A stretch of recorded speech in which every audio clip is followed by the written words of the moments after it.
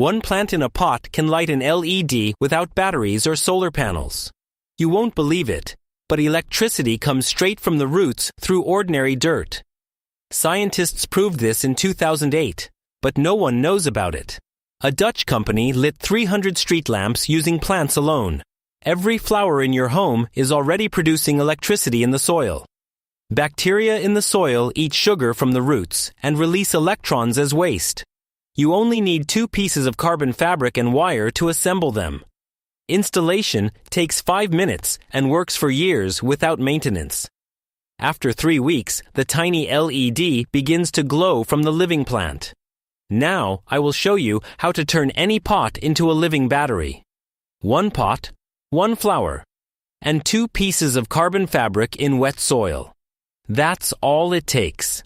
After 2 to 3 weeks, the small LED begins to glow.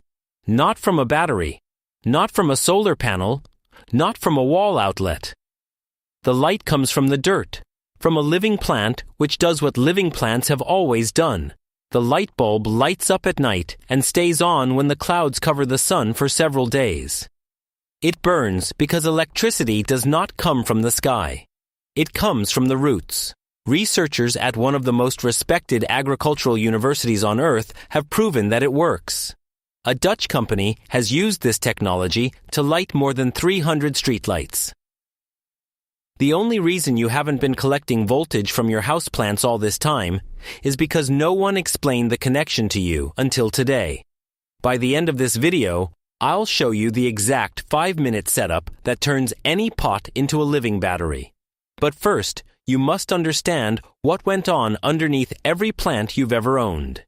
If you've ever looked at a houseplant sitting quietly on a windowsill and thought it was doing nothing but turning green, you're about to learn something amazing. This discovery will change the way you think about biology, energy, and what's really possible with a bucket of dirt. Right now, as you listen to this, there is a process going on in the soil of every potted plant on Earth. The process is so fundamental to life that it has been running continuously for hundreds of millions of years. Hidden within this process is the flow of pure electricity that we have walked on, gardened in, and completely ignored throughout human civilization. Just imagine, your houseplants could be secretly producing electricity right now. The first scientist to prove that living organisms produce electricity was a professor at the University of Durham in England named Michael Crest Potter. In 1911, more than a century ago, he published work demonstrating measurable electrical current from microbes. It was largely ignored by the scientific community, but the technology for capturing energy from living plants was first demonstrated in 2008. This has been confirmed by peer-reviewed studies published in journals that the global scientific community takes very seriously. The technology requires no fuel, no moving parts, and no maintenance other than watering the plant. The plant does all the work. You just need to know where to put the wires. Here's what's really going on beneath the surface of every pot of soil you own. It's a lot weirder than you might expect. We are taught in school that photosynthesis is elegant and efficient. Sunlight hits the leaf. The plant takes the carbon dioxide from the air and water from the soil. Using the energy of the sun, it turns these simple ingredients into glucose, sugar, the fuel of life. Clean, simple, beautiful. But this version of history misses something huge. Plants are wildly overproductive. They produce far more sugar than they can use to grow themselves, and they do not store the excess. They pump it out through the roots directly into the surrounding soil. Research published at dozens of universities around the world has established a startling fact. Plants release between 5% and 21% of all the carbon they fix through photosynthesis directly through their root systems. Some studies measuring specific species in certain conditions have documented losses of up to 40%. Think about it. Up to 1/5 of everything a plant builds from sunlight is deliberately pushed into the dirt. This is not a design defect or waste. This is a strategy that has been refined by the evolution of 400 million years of land plant history. This is how this strategy works, and this is where things get unusual. Sugars that leak from the roots attract bacteria.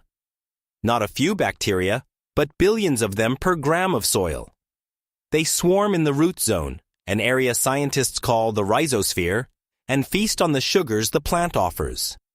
In exchange for food, the bacteria break down minerals locked inside soil particles and convert them into forms that the plant can absorb. Nitrogen, phosphorus, iron, zinc, manganese, nutrients that the plant desperately needs but cannot extract on its own, are suddenly delivered on a silver platter by microbes who are paid in sugar.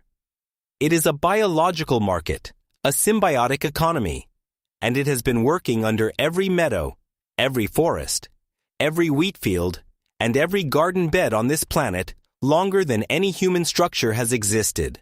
But here's the part that's important to what we're building today. This is a detail that the energy world has been surprisingly slow to acknowledge.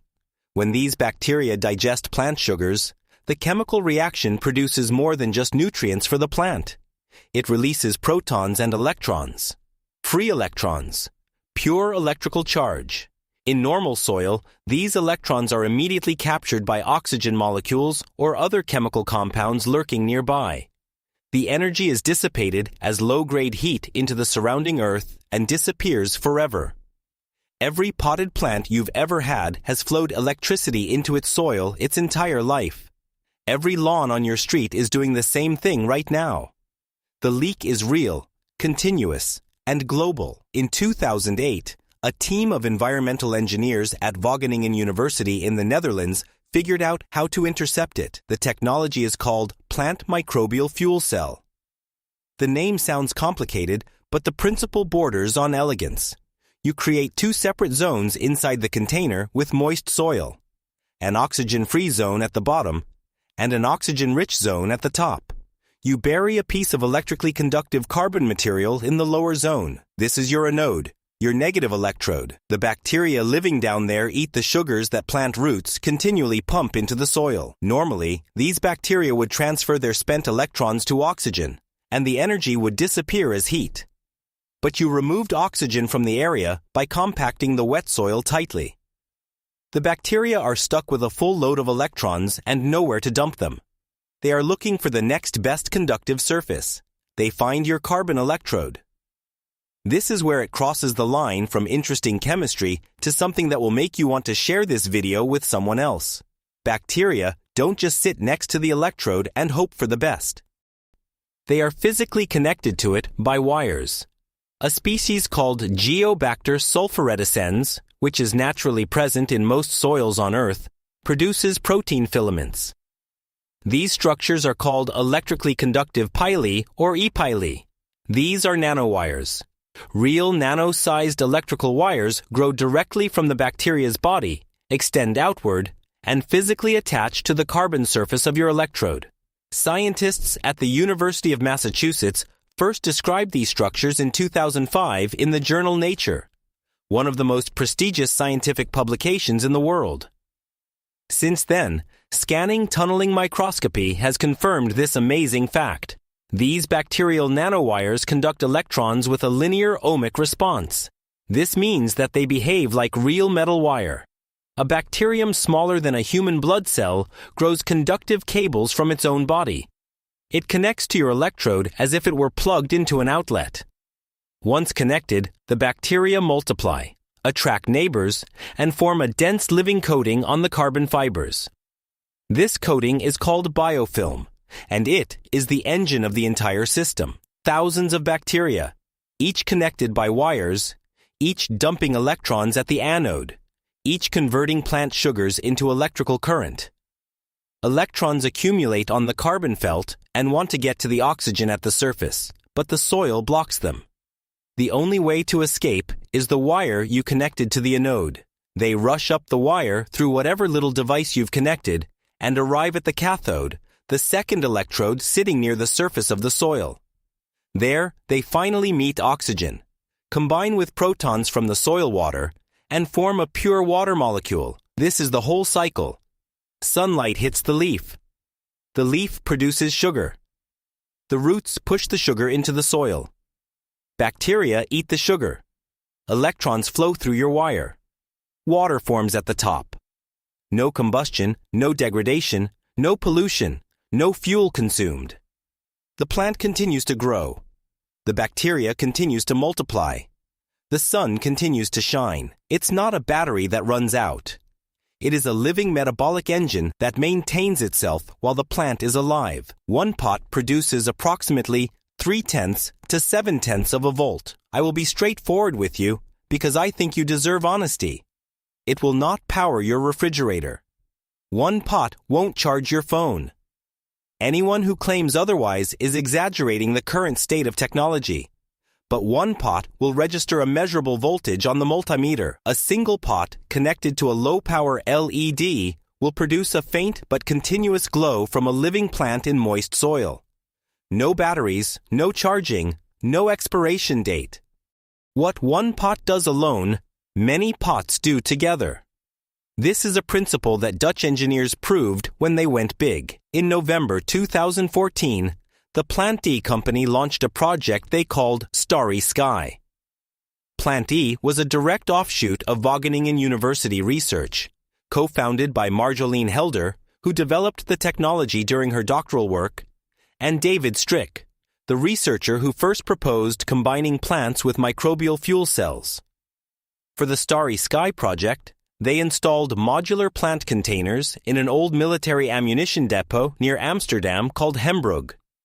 Each module contained native aquatic plants growing in soil with carbon electrodes underneath. They connected the modules in series and parallel and laid the wires.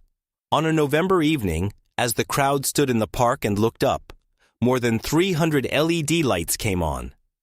The food came entirely from living plants and bacteria feeding on their roots.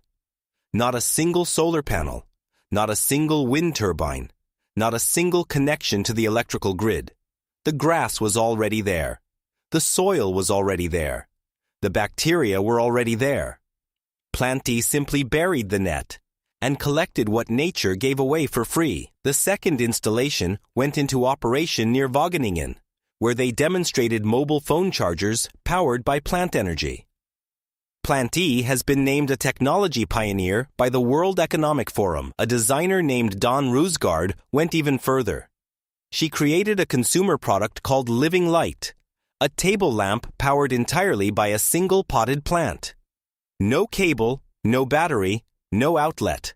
Spathiphyllum in a blown glass container with a carbon electrode buried under its roots. You touch the sheet, the sensor detects it, and the lamp lights up. Electricity comes from the plant's own metabolism. She presented this at the TEDx conference in Amsterdam. The room went dark and the plant began to glow. She then teamed up with the city of Rotterdam to create a 35-meter trail through a public park. Each lamp was powered by the vegetation next to it. A walking trail in a European city illuminated by biology. No power lines, no trenches, no electrical infrastructure. Only dirt, roots, bacteria, and carbon mesh. If this image doesn't make you stop and reconsider what a plant actually is, I don't know what will. Now here's where the numbers start to reshape your view of the Earth. Modern plant microbial fuel cells generate 0.4 of a watt per square meter of a plant growth area. This sounds almost negligibly small, but the Wageningen research team calculated a theoretical maximum output of 3.2 watts per square meter. At this density, a 100-meter green roof could generate 28 kilowatt-hours per square meter per year. Enough electricity to power the average household in the Netherlands. Imagine every flat roof in your city planted with sedges and grasses growing quietly in the rain. Beneath it, a carbon mesh silently collects the electrons that plants give away to die dark. No visual impact, no noise, no moving parts, no emissions. The building grows a rooftop garden on top and generates electricity from below. But scale it up even further. A doctoral dissertation completed in Wageningen in 2020 specifically examined plant microbial fuel cells embedded in rice fields. The rice fields are naturally flooded, and the soil at the bottom is already anaerobic. The conditions for a plant microbial fuel cell exist in every rice field on Earth without any modification. The study confirmed that rice-based fuel cells generate usable electricity as long as the rice crop continues to grow normally. A farmer harvests rice and electricity from the same field at the same time without reducing food yield. It is estimated that there are 160 million hectares of rice fields in the world. Even at today's modest power densities, littering a significant portion of this area with carbon mesh electrodes represents a source of gigawatts of energy. And it doesn't require burning anything. So, why have most people never heard of it? 3 reasons, and understanding them explains not only this technology, but also how promising ideas get stuck between the laboratory and your living room. The first reason is power density. 0.4 of a watt per square meter simply cannot compete with solar panels generating 150 to 200 watts per square meter in direct sun for grid power. The math doesn't add up yet. Engineers know this. Researchers know this. The technology is not hidden. She is developing.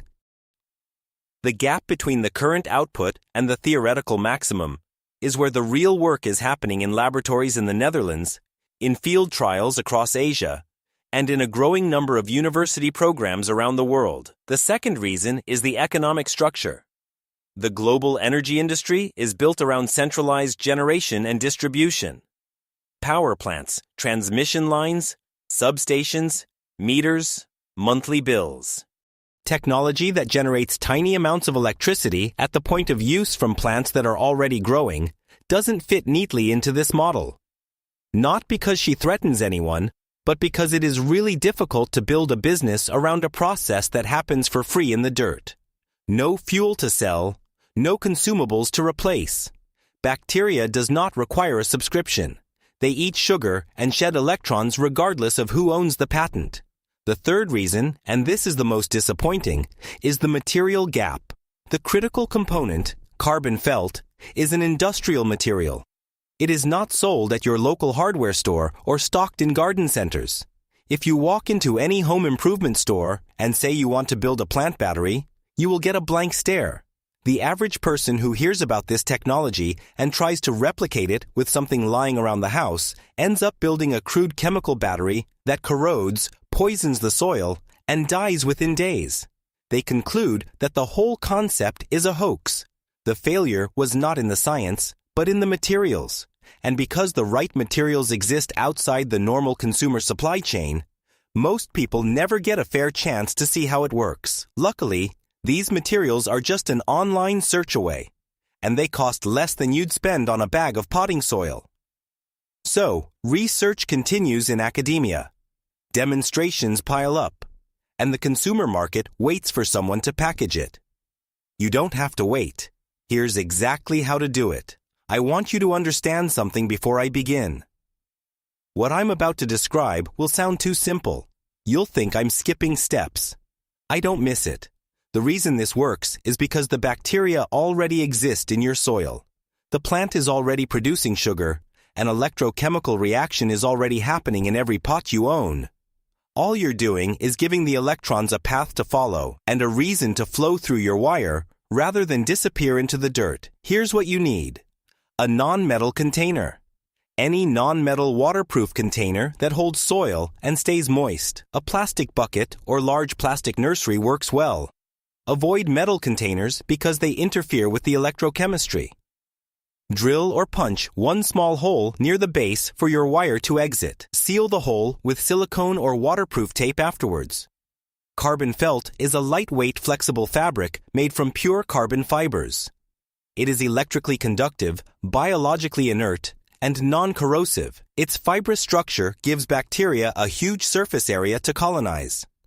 One piece is your anode at the bottom. The other is your cathode at the top. You can find carbon felt at most major online retailers. A sheet large enough for this project costs between $8 and $15. Cut 2 pieces roughly the size of the bottom of your container. Wire. You need 2 lengths of wire that will not corrode in wet soil. Stainless steel wire is easy to find and works well. Titanium wire is ideal for maximum durability as it is completely inert, but stainless steel will last for years. Don't use copper. Copper corrodes in wet soil. releases toxic ions, and poisons both bacteria and the plant. This is the reason why most yard experiments fail. The wrong wire kills biology. Spathiphyllum. Choose a species that likes wet roots. Spathiphyllum is the best choice for home installation. It is widely available, tolerates low light, thrives in moist soil, and has an aggressive root system that quickly colonizes carbon felt. Cypress alternate leaf is an excellent alternative. Don't try this with succulents or cacti. They don't pump out enough sugar to fuel the bacterial engine. Compost and soil. Potting soil mixed with a handful of mature compost. Compost introduces a variety of microbes that accelerate biofilm formation. Separator. A layer of fine sand or damp peat moss to provide separation between the anode zone and the cathode zone. Multimeter. A basic digital multimeter for monitoring your voltage, about $10. The LED is a low-power red LED. Here's a 5-minute setup. Lay your first piece of carbon felt flat on the bottom of the container. Weave your first wire through the felt so that it makes strong distributed contact with the fibers. Pass the wire through the bottom hole. This is your anode. Fill the container about 1/3 full with moist soil mixed with compost. Pack it tightly and squeeze out any air pockets. This layer should become oxygen-free. The wetter and denser you pack it, the faster the microbes will absorb the remaining oxygen and create the anaerobic conditions the system needs. Add about an inch of damp sand or peat moss on top. This is your separator. It slows down the diffusion of oxygen down to the anode. Place your second piece of carbon felt on top of the sand. Weave your second wire through it, leading that wire up and out of the container. This is your cathode. Fill the remaining space with the soil and plant your spathiphyllum or cypress directly into the top layer. Water generously until the surface is shiny. This system must remain constantly moist, not soggy. Wet. Water is about more than just keeping a plant alive. This is the ionic transport medium between the anode and cathode. Without water, the electrochemical circuit breaks down. If you go on vacation for a week and the soil dries out, the voltage will drop to almost zero. But here's the beautiful thing about a living system. Water it again. Let the soil resaturate. Within a day or two, the bacteria resume work and tension is restored. The biofilm does not die from temporary drought. It goes into a dormant state and waits. When the water returns, she wakes up and gets back to work. Another practical note. If your voltage levels out lower than you expected, the most common solution is to add a thin layer of fresh compost on top and water it over. This gives a new impulse to microbial activity in the anode zone. Think of it as refueling your engine. Carbon felt lasts almost forever. The wires do not degrade. The only thing the system ever needs more is organic matter for the bacteria to eat. A healthy plant provides most of this itself through its roots. Now comes the hard part. The waiting, and I mean that sincerely. The waiting will test you. On the first day, your multimeter will read close to zero, maybe 2/100ths of a volt. Maybe nothing. Don't touch anything. Don't overwater. Don't add anything to the soil. The system is not broken. The bacteria just haven't found the carbon felt yet.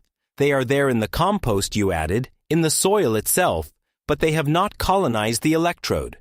They didn't grow their nanowires. The engine didn't start. Be patient.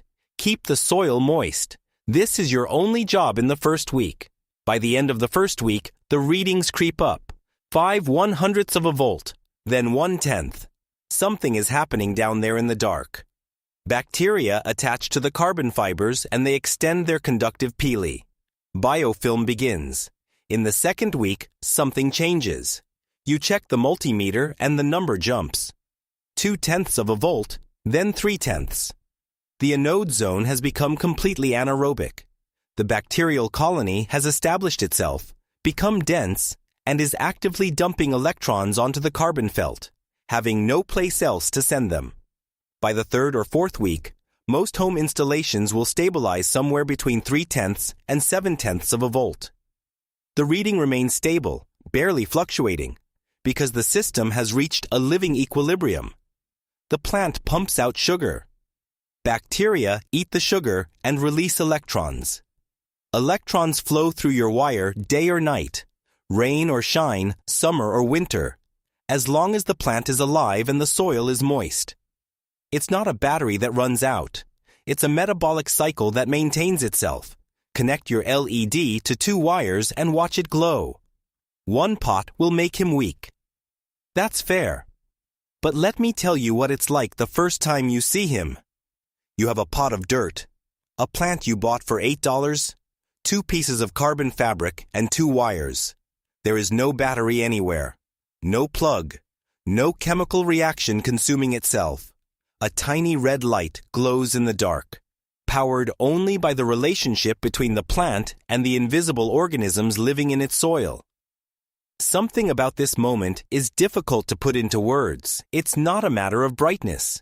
It's a matter of principle. You're watching biology generate electricity in real time. You are observing a process that has been on this planet since before the dinosaurs. You just gave him a lead and a reason to show himself. Now, to get brighter light or to power something more substantial, you stack. Connect 2 pots in series, the positive terminal of one to the negative terminal of the next, and your voltage doubles. 3 pots triple. 10 pots connected in series will give you 3 to 7 volts. This easily powers a bright LED array. This runs a low-power soil moisture sensor for your garden indefinitely. This powers a low-power microcontroller or a small digital thermometer. Picture it in your mind. A shelf by your window with 5 lilies. Each sits in its own bucket, each connected by wires to the next. The plants are green and healthy and do what houseplants do. But underneath them, invisible, a chain of living batteries operates. The combined voltage powers a strip of warm LED lights along the shelf. No plug, no cord running to the wall, no battery to replace. The lamps glow because the plants are alive. If a visitor asks where the lamps are plugged in, you'll tell them they're plugged into the dirt and look at their face. This is the kind of moment that this technology creates. Scale it up. A classroom with 15 potted plants along the windowsill, connected together, feeding a small weather station display showing temperature and humidity. Children don't just water plants. They support the energy grid. They watch the voltage on the multimeter. They learn that electricity doesn't just come from outlets and batteries. It comes from the metabolic labor of organisms too small to see. This lesson doesn't exist in any textbook I've read, but it does exist in a bucket of dirt on the classroom shelf. The principle that lit 300 street lamps in Amsterdam scales down to your windowsill and up to a rice field in Indonesia. The physics is identical at every level. Now sit with this for a moment. There are an estimated 1.5 billion households on this planet.